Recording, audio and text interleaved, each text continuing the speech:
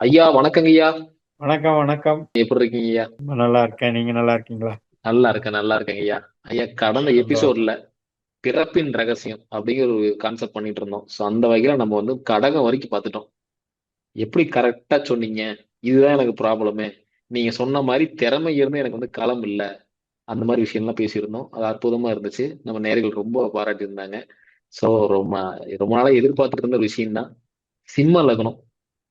சிம்ம லக்னத்துக்கான ஒரு வீடியோ தான் இந்த வீடியோ. சிம்ம லக்னம் அப்படின்னு சொல்லும் போது எல்லாரும் சொல்லுவாங்க, உனக்கு என்னப்பா பெரிய சிம்ம லக்னம், நீ எதாவது தப்பிச்சுட்டு வந்துடலாம், எதாவது தப்பிச்சுக்குவ, உனக்கு அந்த இது இருக்கு அப்படின்னு சொல்லியே உடம்ப ரணகலம் பண்ணிடுவாங்க. ஆனா உண்மையா என்னன்னா, சிம்ம லக்னத்துக்கு இருக்கிற விஷயத்த பார்ப்போங்கய்யா. இவங்களுக்கும் அதே ஐயா. நல்ல அறிவும் இருக்கு, நல்ல திறமையும் இருக்கு, அதுக்கான களம் மட்டும் அமையல, எனக்கான களம் இல்ல அப்படிங்கிறாங்க. அதனாலேயே தோல்விக்கு ஆட்கொள்றாங்க. இது எதனாலங்க நடக்குது? நிச்சயமா நல்ல கேள்வி. அதாவது லக்னாதிபதி என்பவர் 9 கிரகங்களுக்கும் தலைவன். அப்ப ம். ஒரு பெரிய தலைமை பொறுப்பு சிம்ம லக்னத்துல பிறக்கிறவங்களுக்கு அப்படிங்கிறது எல்லாராலையும் ஜோதிடர்களால சொல்லப்பட வேண்டிய ஒரு சொல்லுதான். ம். ஏன்னா லக்னாதிபதி என்பவர் தலைமையான கிரகமாக இருக்கும்போது ஆளுமை திறன் ரொம்ப ரொம்ப அதிகமா இருக்கும். ம். தலைமை பண்பு அவங்க கிட்ட இருக்கவே செய்யும். ஆனால் அதே நேரத்துல அங்க இருக்கிற நட்சத்திர ஆற்றல் கெடக்கூடாது. இப்ப கேது முக்கியமா அங்க இருக்காரு, சுக்கிரன் அங்க இருக்காரு. இந்த ம். 2 மேஜர் போர்ஷன் அப்படிங்கிறது கெடக்கூடாது. ம். அந்த மாதிரி கெட்டு போச்சு அப்படின்னா இவங்க ஆற்றல் திறமை பயன்படாம போயிருது. ம். ஏன்னா கேதுவும் சுக்கிரனும் 1ஆம் இடத்துலயும் இருக்கு, 5ஆம் இடத்துலயும் இருக்கு, 9ஆம் இடத்துலயும் இருக்கு. ம்.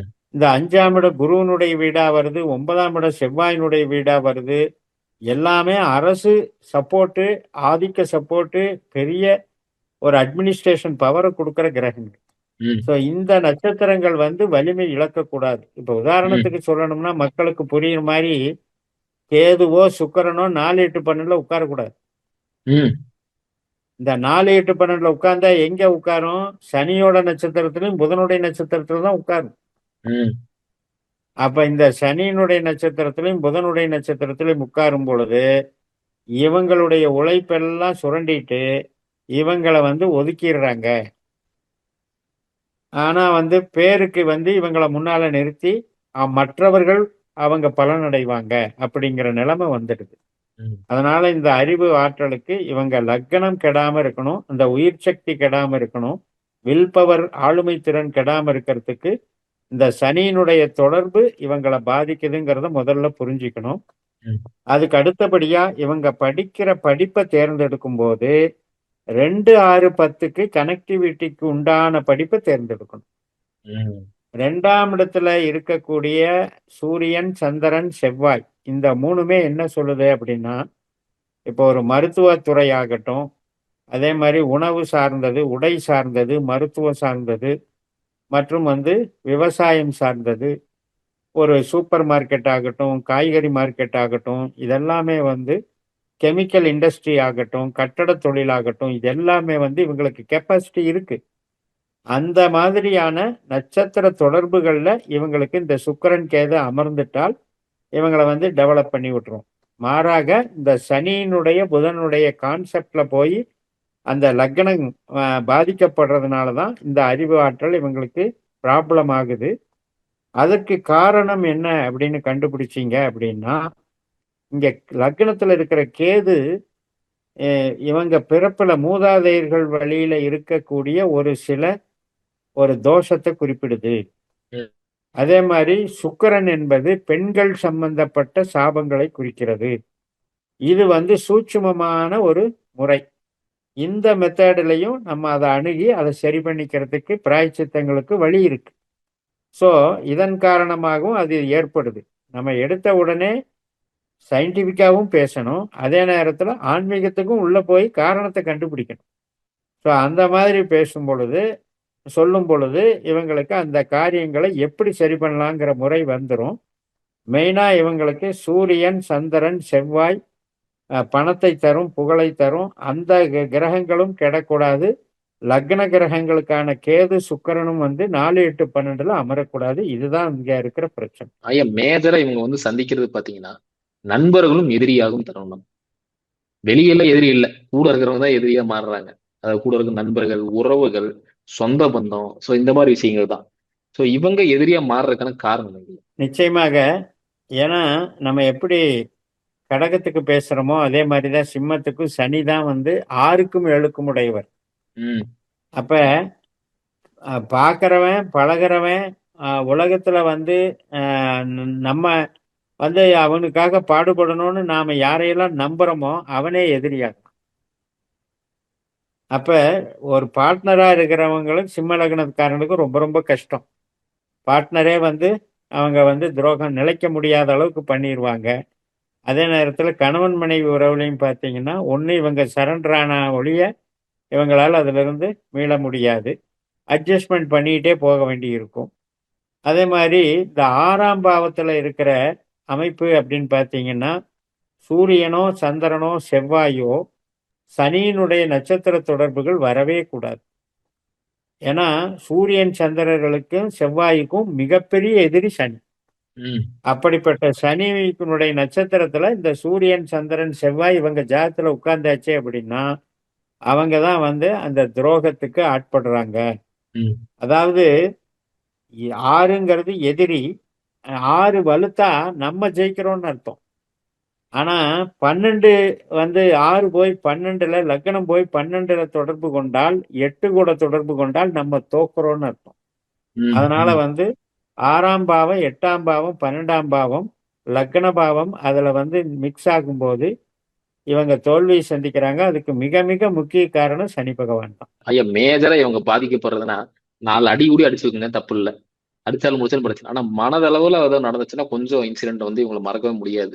அதுவும் சிறப்பா சொல்லணும்னா இவங்களோட பதவி, அதாவது இவங்களோட பெயருக்கு ஒரு களங்கம் ஏற்பட்டுருச்சு அப்படின்னா ஒரு வாரம் தூங்க மாட்டாங்க. என்னால சொன்ன வாக்க கரெக்டா காப்பாத்துன்னு நினைப்பாங்க. சோ இந்த மாதிரி விஷயங்கள்லாம் இருக்கிறதுனால அசிங்க அவமானம் அப்படிங்கிறது ஏற்படுது. இவங்களுக்கு ஏன் இந்த அசிங்க அவமானம் ஐயா? நல்ல கேள்வி. 5ஆம் பாவம் அப்படிங்கிறது வந்து குரு. ம். அந்த குரு வந்து 5ஆம் பாவாதிபதி பெரிய மனிதர்கள் தொடர்பு, ஒழுக்கம், ஆன்மீகம், தெய்வ பலம் அத்தனையும் கொடுக்கிற கிரகம்.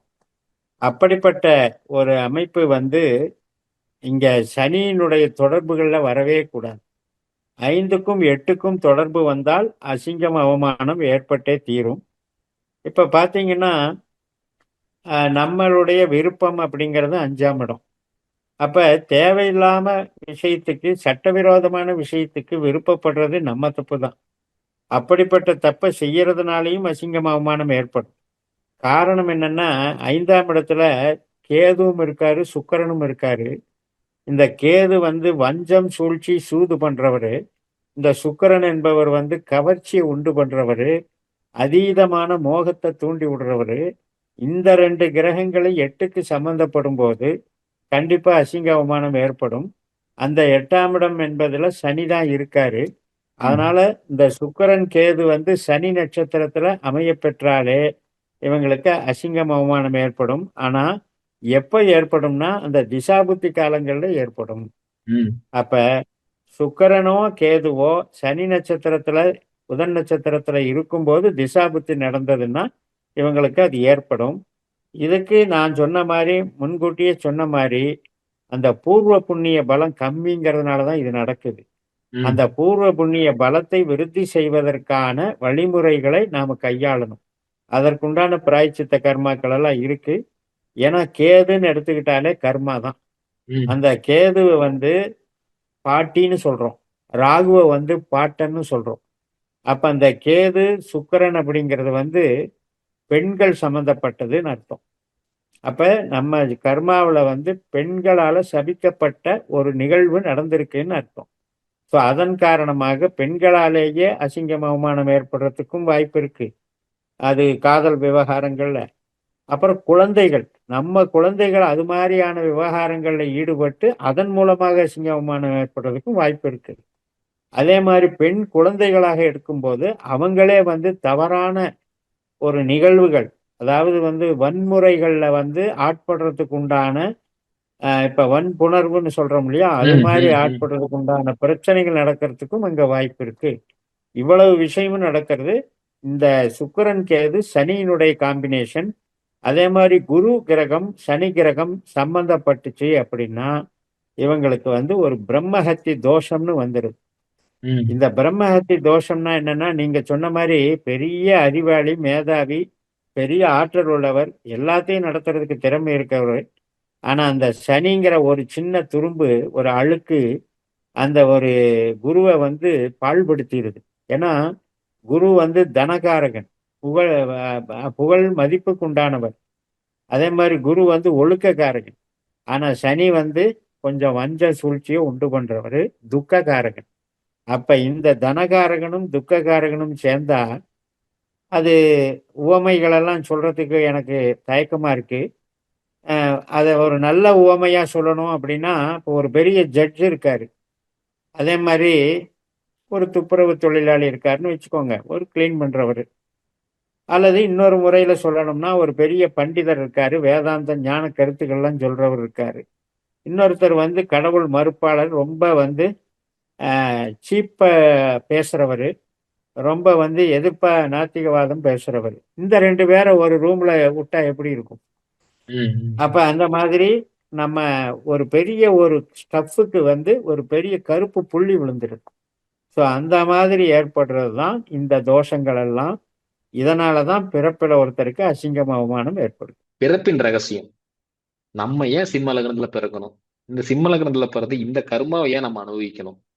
அதுக்கான காரணம் சொல்லுங்க. அருமையான கேள்வி. கிட்டத்தட்ட ஒரு பெரிய ஞான வகுப்புக்கே கொண்டு போறீங்க.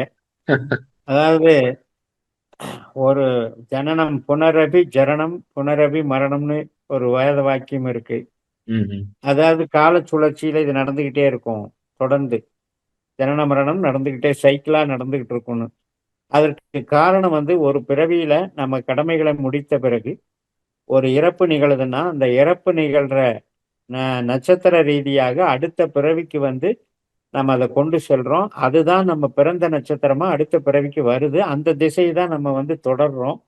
அதற்குண்டான காரணத்துல வந்து நம்ம எண்ண பதிவுகள் தான் கொண்டு போகுது. நம்ம உடம்பு இங்க போயிடுது. அந்த கர்மா வந்து எண்ண பதிவுகள் மட்டும் போய் அடுத்த பிறவிக்கு போய் அந்த உயிர்ல கலந்து வேலை செய்யுது. அந்த எண்ண பதிவுகள்ல நமக்கு வந்து இந்த 8, 12, 6 இதெல்லாம் வந்து அதிகமாக ஒரு பிறவியில செய்திருந்தால் அதனுடைய பதிவுகளினுடைய வினை ஆற்றல் அதிகமா கடுமையா இருக்கும்.